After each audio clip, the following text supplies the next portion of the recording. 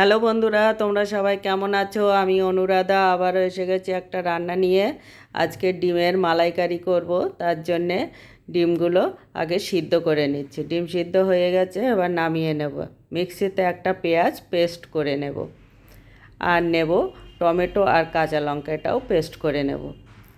আর দেখো, এটা হচ্ছে কোকোনাট পাউডার। আমার আজকে ঘরে নারকেল নেই, তাই এটা কোকোনাট পাউডার দিয়ে আমি এটা করব। এটা দোকানে কিনতে পাওয়া যায়। এবারে গরম জল দিয়ে এটাকে গুলে রেখে দেব। এবারে ডিমগুলো সব ছাড়িয়ে নিয়েছি, নিয়ে দেখো গায়ে কাট করে নিয়েছি। এবারে নুন, হলুদ, লঙ্কা গুঁড়ো দিয়ে ভালো করে মেখে নেব। আমার ভিডিওগুলো যদি ভালো লাগে লাইক, শেয়ার, কমেন্ট করে উৎসাহিত করো। দেখো কড়াইতে সর্ষের তেল দিয়ে দিয়েছি। এবারে ডিমগুলো ভেজে নেব। ডিমগুলো একটু লাল লাল করে ভেজে নেব। ভাজা হয়ে গেছে, এবার তুলে নেব। সেই তেলে দিয়ে দেব গোটা জিরে, শুকনো লঙ্কা, তেজপাতা আর গোটা গরম মশলা ফোড়ন। এবার ফোড়নটাকে একটু ভেজে নেব। ফোড়নটা ভেজে নিয়েছি, এবার টমেটো বাটা দিয়ে দেবো। টমেটো বাটাটা একটু ভেজে নেব।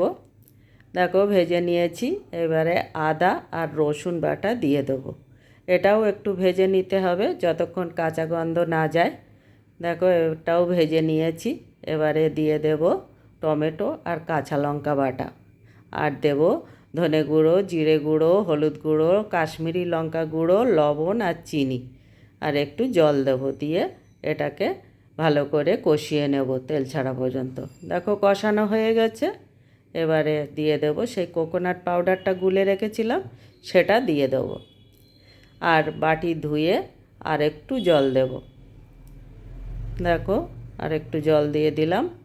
এবারে দিয়ে দেব সেই ডিমগুলো, দিয়ে এটাকে ভালো করে নেড়ে চেড়ে ফুটতে দেব।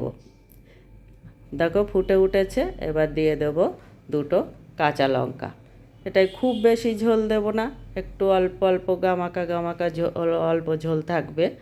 দেখো ঝোল কমে এসছে, তেল ছেড়ে দিয়েছে। এবার গরম মশলা দেব, দিয়ে এটাকে ভালো করে নেড়ে চেড়ে একটু হতে দেব। দিয়ে দেখো তেল ছেড়ে দিয়েছে, এবার নামিয়ে নেব।